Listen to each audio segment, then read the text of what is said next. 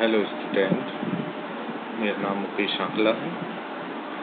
Bangar college में account and business studies में assistant professor हूँ।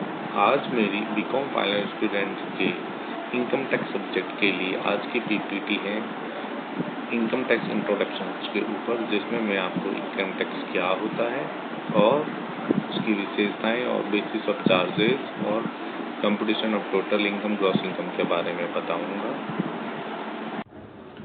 हेलो स्टूडेंट, मैं Mukesh Shankla, assistant professor accounting and business studies, government Bangur PG college से। BCom final students के लिए मेरी पीपीटी है आज की इनकम टैक्स के ऊपर। इनकम स्टूडेंट्स के लिए मेरी पीपीटी है आज की इनकम टैक्स के ऊपर की आय घटाने के बाद जो आय बचती है उस पर हम सरकार द्वारा निर्धारित दरों के हिसाब से टैक्स देते हैं। इस प्रकार हम कह सकते हैं कि इनकम टैक्स एक वार्षिक कर है जो प्रत्येक करदाता द्वारा वर्ष में कमाई गई कर योग्य आय पर दिया जाता है, जिसका निर्धारण सेंट्रल गवर्नमेंट द्वारा आयकर अधिनियम के अनुसार किया जाता है। कर योग्य आय में से एक कर मुक्त सीमा घटाने के बाद जो भी पैसा बचता है या आय बचती है उसके ऊपर हम निर्धारित दरों के हिसाब से आयकर लगाते हैं। जैसे कि अगर किसी व्यक्ति की आय 6,50,000 रुपये है तो वर्तमान दरों के हिसाब से 2.5 लाख तक कोई भी नहीं लगाया जाता है। आगे की 2.5 लाख की आय के ऊपर उसकी 5% टैक्स लगेगा और पीछे बचे हुए 1,50,000 पर 20% टैक्स लगाया जाएगा। करदाता कई प्रकार के होते हैं, जैसे एक व्यक्ति, फर्म, हिंदू और बाजित परिवार, व्यक्ति, कंपनियों के समुदाय, व्यक्तियों के समुदाय, सहकारी समिति आदि। अब होता है आयकर किसे देना होता है, हु इज लाइबल टू पे इनकम टैक्स। प्रत्येक ऐसे व्यक्ति को जिसकी गत वित्तीय वर्ष की कर योग्य आय कर मुक्त सीमा से अधिक हो, चालू वित्तीय वर्ष में लागू दरों से आयकर देना होता है। इसमें हम देखेंगे कि काफ़ी सारे वर्ड यूज हुए हैं जिनको हम आगे बताएंगे, जैसे व्यक्तिगत वित्तीय वर्ष, कर योग्य कर मुक्त सीमा, चालू वित्तीय वर्ष और दरें।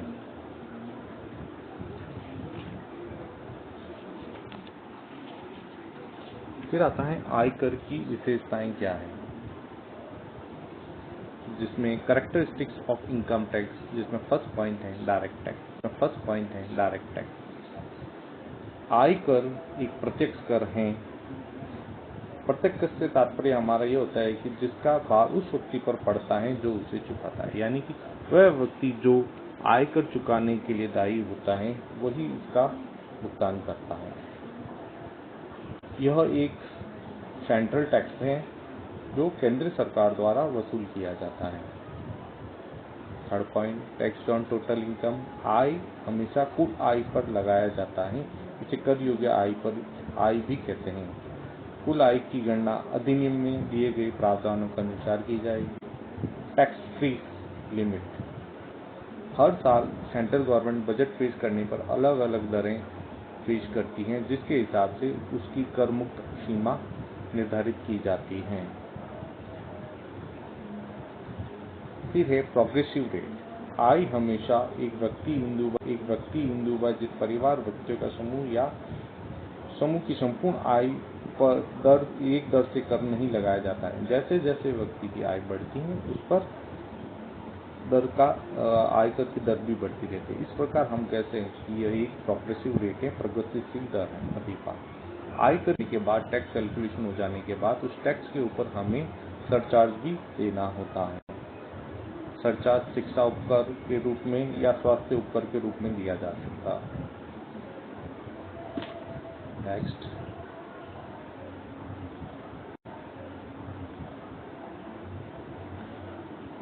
Basis of charging of income tax. आयकर लगाने के कौन से आधार हैं? पहला है आयकर आय पर एक वार्षिक कर है। हमेशा गत वर्ष की आय पर अगले कर निर्धारण वर्ष में उस वर्ष के लिए प्रस्तावित आयकर की दरों के हिसाब से लगाया जाता है। थर्ड पॉइंट, आयकर की दरें वित्त अधिनियम द्वारा प्रत्येक वर्ष निश्चित की जाती हैं। फोर्थ पॉइंट, आयकर अधिनियम की धारा सेक्शन 2 सब सेक्शन 31 में वर्णित प्रत्येक व्यक्ति पर कर लगाया जाता है, यानी कि वह व्यक्ति जिसकी कर योग्य आय कर मुक्त सीमा से अधिक है उसे आयकर देना होगा। आयकर अधिनियम में वर्णित प्रावधानों के अनुसार गणना की गई प्रत्येक व्यक्ति की कुल आय पर आयकर लगाया जाता है। 6 पॉइंट, आयकर अधिनियम के प्रावधानों के अधीन आयकर आय के स्रोत के स्थान पर काटा जाता है या अग्रिम रूप में भी चुकाया जाता है, यानी कि अगर आप कहीं खरीद कर रहे हैं तो वहां पर आपकी जो भी सैलरी होगी उसमें साल भर की एस्टिमेटेड आय कैलकुलेट करने के बाद जो भी मंथली आपका टीडीएस आता है वह आपकी सैलरी में से काट लिया जाएगा, वह टीडीएस कहलाएगा, टैक्स डिडक्शन एट सोर्स। फिर है आयकर कैसे लगाते हैं? आयकर किसी भी व्यक्ति की कर योग्य आय गणना करने के लिए इनकम को 4 भागों में बांटा गया है। पहला, इनकम फ्रॉम सैलरी। दूसरा, इनकम फ्रॉम हाउस प्रॉपर्टी। तीसरा, income from business and profession. चौथा, कैपिटल गेन। और पांचवा, इनकम फ्रॉम अदर सोर्स। इन पांचों हेडों के अंदर जो भी आय होती है उनकी हम जोड़कर कुल आय की गणना कर लेते हैं। फिर कुल आय की गणना करने के बाद ऊपर वर्णित प्रत्येक आय के शीर्षक में से स्वीकृत कटौतियां करने के बाद शुद्ध कर योग्य आय की जाएगी। प्रत्येक शीर्षक की शुद्ध कर योग्य आय को टोटल करने के बाद हमारी शुद्ध कुल आय सकल कुल आय कहलाएगी, सकल ग्रॉस टोटल इनकम। सकल कुल आय में से उन कटौतियों को घटाने पर जो आयकर गणना करने के लिए अधिनियम की धारा 80C से 80U में बताई गई हैं, उसके बाद जो शेष राशि बचेगी वह कुल कर योग्य आय कहलाती है। तत्पश्चात हम कर योग्य आय पर उस साल की भी प्रस्तावित दरों के हिसाब से इनकम के ऊपर टैक्स कैलकुलेट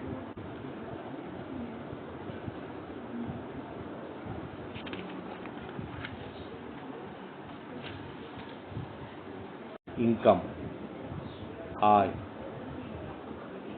जो भी आयकर लगाया जाता है वह हमारे द्वारा कमाई गई आय पर लगाया जाता है। इसलिए आय क्या होती है इसके बारे में जानना जरूरी है। यह सब बहुत महत्वपूर्ण है। आय की परिभाषा आयकर अधिनियम में हालांकि आय के संबंध में कोई परिभाषा नहीं दी गई है, केवल यह दिया गया है कि आय में क्या क्या शामिल है। उसके अंदर लाभ, लाभांश, पुण्यात और धार्मिक उद्देश्यों के लिए स्थापित ट्रस्ट और संस्था को दिए गए स्वेच्छा से प्राप्त चंदे से आय, कर्मचारियों को जो अनुलाभ मिलता है वो पूंजीला धन जो व्यापार अथवा पैसे शीर्षक में कर योग्य हैं, लॉटरी, आकस्मिक आय वगैरह एक्सेट्रा काफ़ी चीज़ें हैं जो आय में सम्मिलित की गई हैं, जिसके बारे में आप बुक में देखेंगे तो आपको पता चलेगा।